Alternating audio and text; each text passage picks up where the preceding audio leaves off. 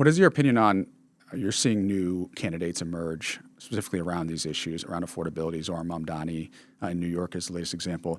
What are your thoughts on that election, and where is the message around affordability and populism, lessons that others can learn from potentially that election or others that you've seen?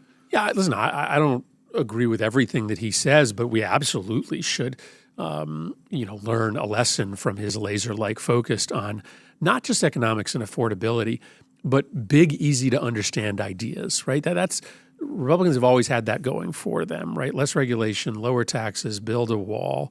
What was our message on prescription drugs? Our message on prescription drugs was that we were going to use the bulk purchasing power of the Medicare program to lower prices for the top 10 drugs, use those savings in order to cap the out-of-pocket costs for you're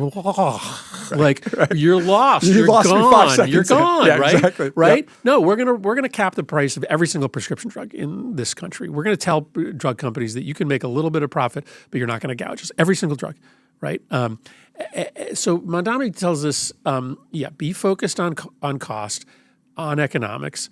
But also, put some big ideas out there. He's got some big ideas. They're controversial ideas, but it shows people that he's serious and that he understands the gravity of the problem because he's offering solutions that seem big enough to solve the problem. You touched on something just there in that example of the phraseology, so to speak, in communications around capping drug costs. How are you thinking about it? Because you've been one of the leaders in communications, not just in what you're saying, but where you're saying it, right?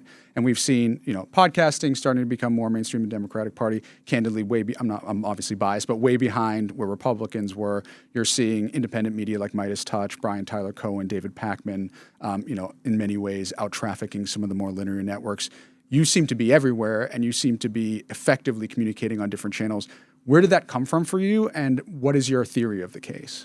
Well, listen, whether we like it or not, we live in a really diffuse media environment in which you can no longer, check the box by going on MSNBC a couple times a week.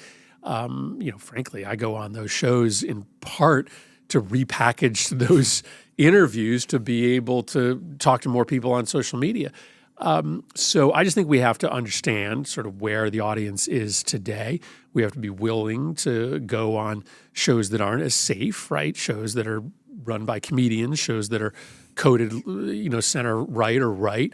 And then we just need to not be afraid of our authentic selves. In this business, we are so used to vetting all of our communications through very talented communications professionals that we lose track of the fact that these days voters are smart enough to notice when it's vetted or poll tested versus when it's actually you. And so we've just got to be willing to make more mistakes rhetorically. The other thing we have to do as a movement is recognize that we have a political consultancy in the Democratic Party that has led us astray by telling us that every 2 years we have to plow all of our money into 30-second ads that disappear instead of the kind of progressive infrastructure on the media side and on the mobilization side that remains. We seem to have this conversation every 4 years. Oh, wait a second, we've got to, build progressive media. But then we never do it because those consultants don't get paid when you send money to some of the outlets that you were naming. They only get paid when you cut and place the 30-second ad. So we've got to confront that consultancy sooner rather than later.